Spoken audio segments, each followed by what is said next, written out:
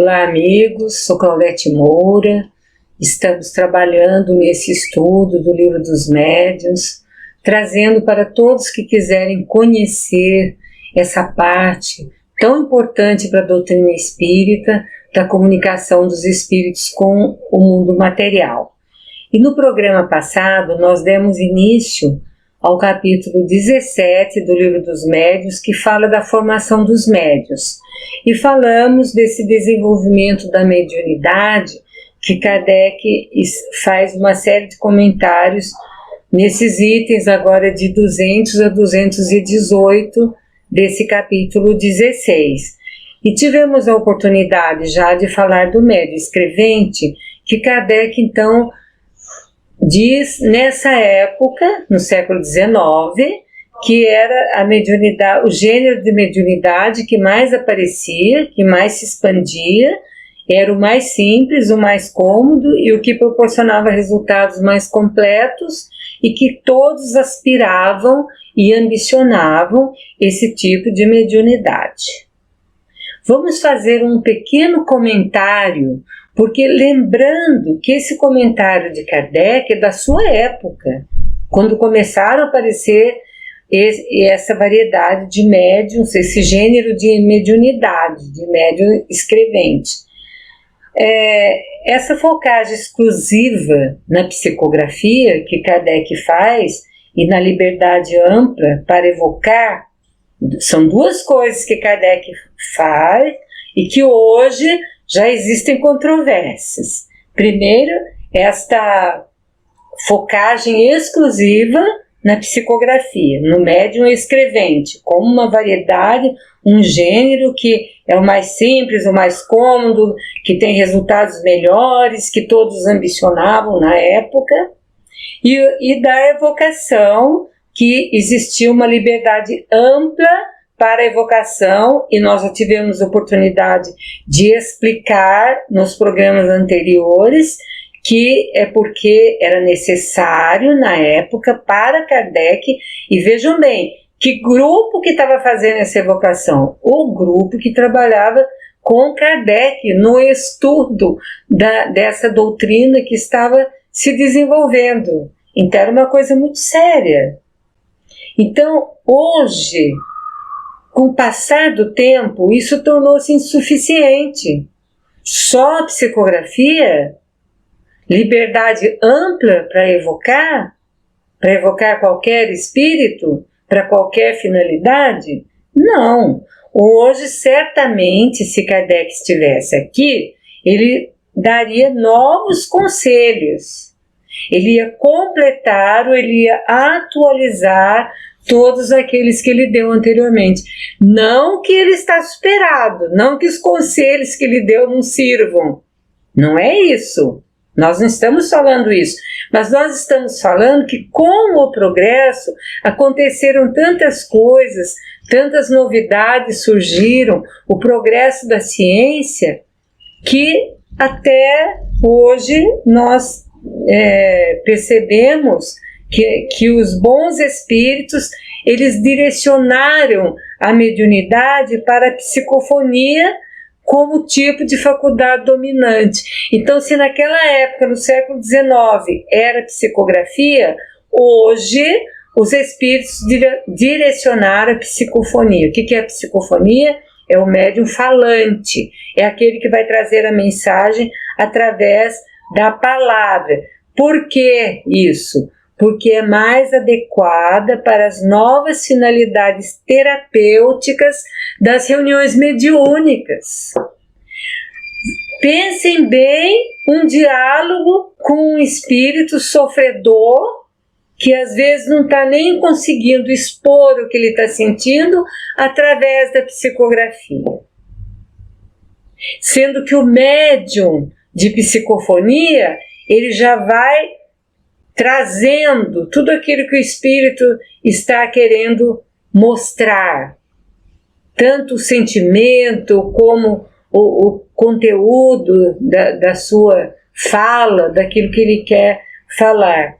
Então, o método das comunicações espontâneas passou a ter preferência do que das evocações.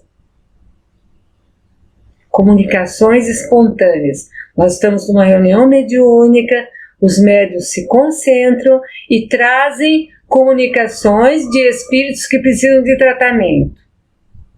E eles conseguem falar, e aquele que está assistindo consegue, então, manter um diálogo terapêutico com esse espírito. É muito importante. Então, atualmente, é mais esse tipo de mediunidade que se utiliza, principalmente nas reuniões mediúnicas.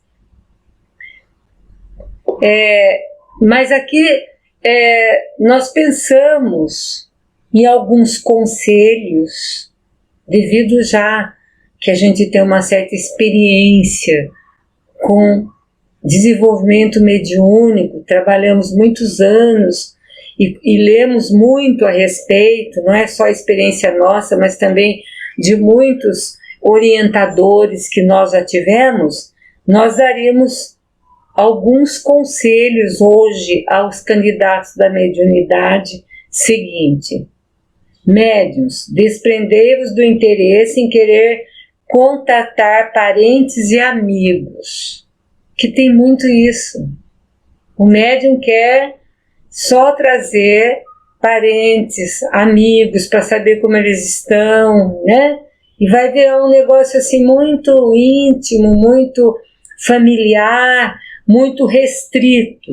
Deixar para os bons espíritos o cuidado de selecionar comunicantes.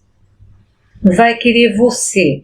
É claro que se o médium pensar num parente dele, numa pessoa que ele tem vontade de se comunicar, e este espírito estiver à disposição, puder responder, é claro que ele vai ver.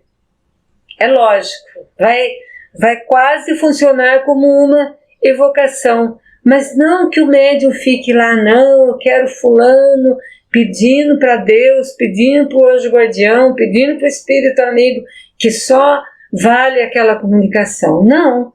Se for necessário, eles saberão providenciar, os espíritos que estão coordenando a reunião, eles vão providenciar a vinda de entidades do círculo pessoal, como muitas vezes vem sem a gente esperar.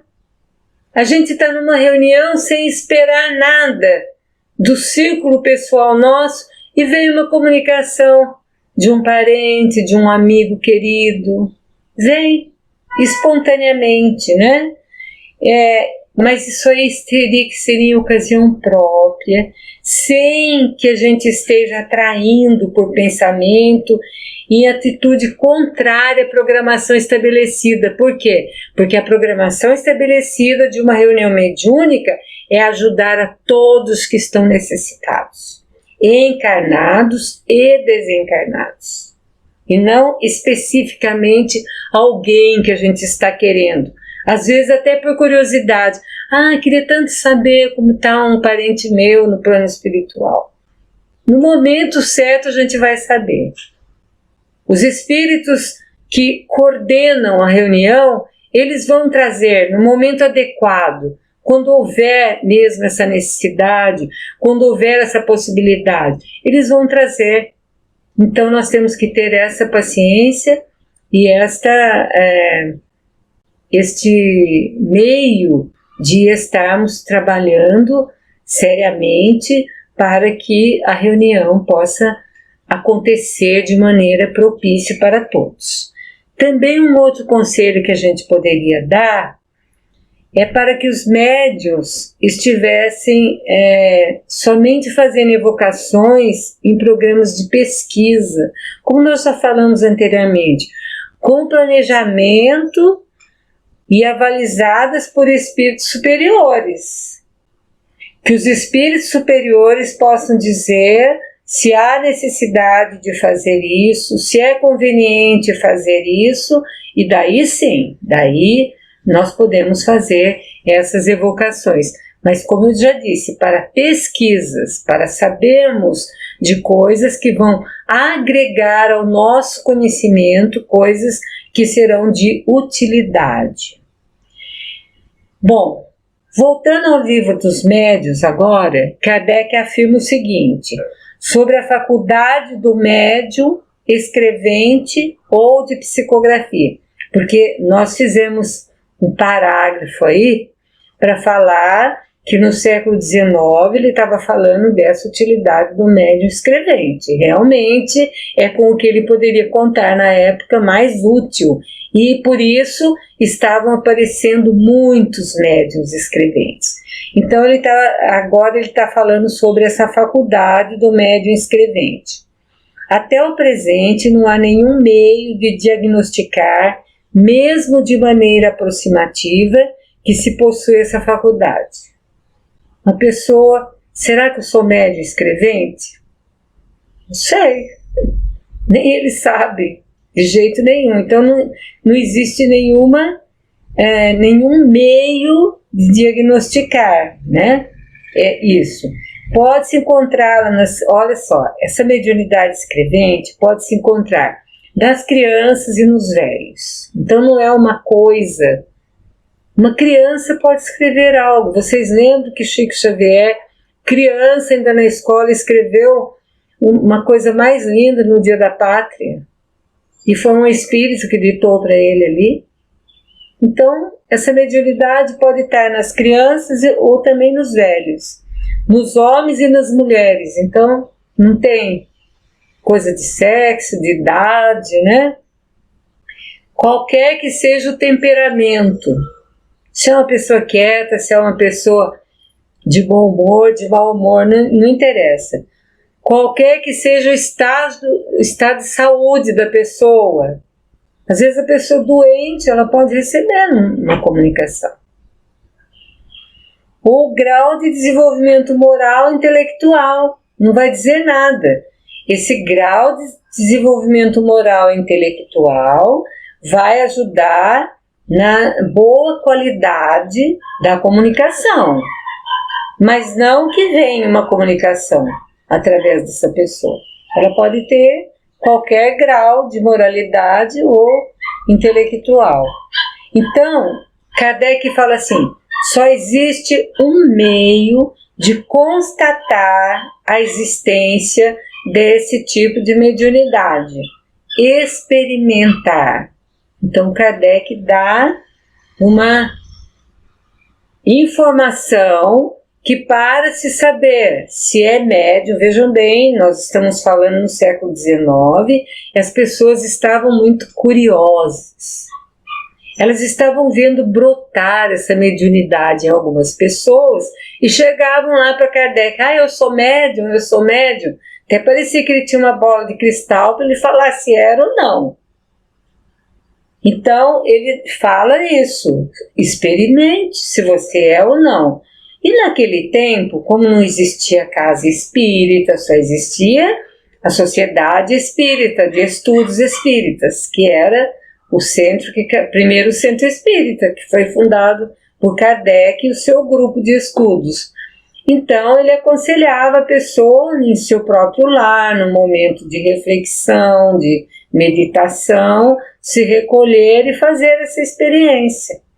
Então, ele fala sobre a psicografia mecânica, que ele já falou anteriormente, que é aquela psicografia que a pessoa não sabe nada do que está escrevendo, ela está escrevendo, só depois que ela vai ver o que ela escreveu, ela não tem nem consciência do que ela está escrevendo. Qual que é um processo que ele deu, que ele ensinou para que as pessoas percebessem se realmente eles eram um médium escrevente? Pegar um lápis e papel. Vejam bem, naquela época, hoje os médiuns escrevem no computador, mas naquela época não tinha nada disso, nem caneta Bic, não existia. Então era aquela caneta tinteira com aquela pena que rachava, que eu lembro muito bem que quando eu estava no curso primário, eu escrevia com essa caneta e abria a pena e borrava, porque tinha que molhar na tinta para escrever. Então ele já aconselhou, pegar um lápis e papel, a melhor coisa. Pôr-se em posição de escrever. E está orientando para fazer uma experiência. Para bons resultados, evitar tudo que possa impedir o livre movimento da mão. Não se apoiar inteiramente no papel, pode-se usar lápis ou caneta, só que com a caneta iria dificultar. Então, no próximo programa, nós vamos continuar falando a respeito dos conselhos de Kardec para a psicografia mecânica. Por hoje nós estamos encerrando. Claudete Moura para o divulgar.net.